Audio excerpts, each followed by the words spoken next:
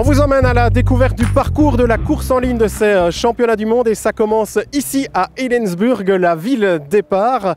On est dans les terres, un peu en dessous de Sydney, à une trentaine de kilomètres de Wollongong.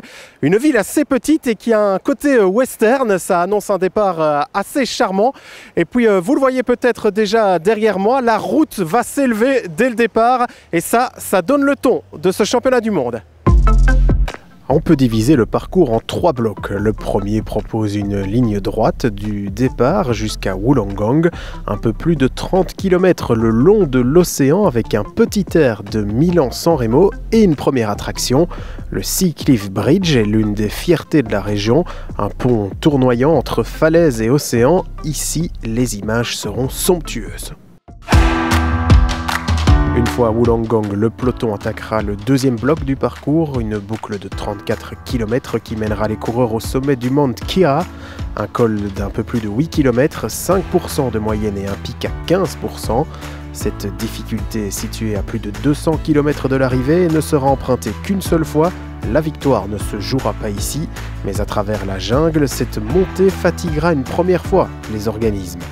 Au sommet, on bascule avec une longue descente rapide et assez ouverte pour revenir à Wollongong. Et voici le troisième et dernier bloc, le circuit final de 17 km dans les rues de la ville. Une boucle à parcourir 12 fois, technique avec beaucoup de virages et de freinage. Attention à la nervosité et aux chutes. Endroit assez particulier et rare dans un championnat du monde. Sur le circuit final ici à Wollongong, les coureurs vont passer 12 fois par cet endroit.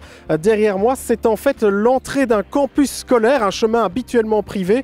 Et vous le voyez, il y a donc une barrière. Attention, l'endroit peut être assez dangereux et c'est étroit. Nous voici dans la pièce centrale de ce circuit, le Mount Pleasant, une côte de 1 km 100 qui donne l'impression d'être à San Francisco avec des pentes très raides qui s'enchaînent avec des replats et un effet toboggan.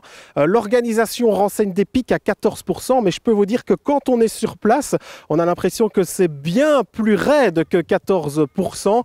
La première partie est la plus difficile, ça veut dire que pour faire la différence, les coureurs attaqueront sans doute dès le pied. Et puis dernière info, les Belges comparent cette difficulté au Berendries, célèbre côte que l'on franchit pendant les classiques flandriennes. Le final du parcours se déroulera le long de l'océan avec les magnifiques plages de Wollongong, un décor vraiment somptueux. Pour l'instant, ce sont les cyclotouristes qui sont tous un petit peu champions du monde en passant la ligne d'arrivée. Mais pour pouvoir gagner et revêtir le maillot arc-en-ciel dimanche, il faudra être bien plus costaud qu'un cyclotouriste.